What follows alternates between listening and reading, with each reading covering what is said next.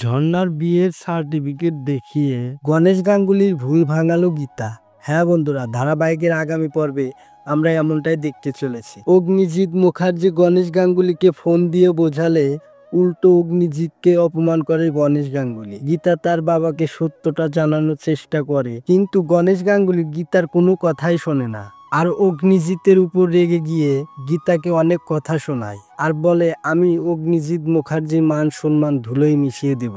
এই অগ্নিজিৎ মুখার্জি আমার সাথে যা করেছিল তার প্রতিশোধ আমি নিবই। তারপর বড়বাবুর কাছে এসে গীতা এইসব ঘটনা বললে বড়বাবু গীতাকে ঝর্ণার বিয়ের সার্টিফিকেট দিয়ে দেয়। তারপর গীতা অগ্নিজিৎকে বলে, বাবা আমি যাচ্ছি আমার বাবার ভুলগুলো ধরিয়ে দিতে। আমার বোন গিনি বাবাকে ভুল বুঝিয়ে নিজের কার্য সিদ্ধির জন্য ফাঁদে ফেলেছে। এদিকে গীতা বড়বাবুর দেওয়া ঝর্ণার বিয়ের সার্টিফিকেট নিয়ে গণেশ গাঙ্গুলির মুখোমুখি হয়। গীতা গণেশ গাঙ্গুলিকে ঝর্ণার বিয়ের সার্টিফিকেট দিয়ে বলে, দেখেন বাবা, আপনি কার কেসে লড়তে যাচ্ছেন? এই ধরনের অপরাধীর কেস হাতে নিয়েছেন? আমার বাবা তো কোনো অন্যায়ের সাথে আপোষ করতো না। তখন গণেশ গাঙ্গুলি ঝর্ণার বিয়ের সার্টিফিকেট দেখে চমকে যায় আর ভাবতে থাকে, তাহলে আসল কালপিট ওই ধীমান সেন, অগ্নিজিৎ মুখার্জি নয়। তো বন্ধুরা, ঝর্ণা চৌধুরী বিয়ের সার্টিফিকেট দেখেই কি গণেশ গাঙ্গুলি এই কেস থেকে সরে যাবেন নাকি গোপনে ধীমান সেনকে উচিত শিক্ষা দেবে? এ সম্পর্কে তোমরা মতামত কমেন্টে জানাও।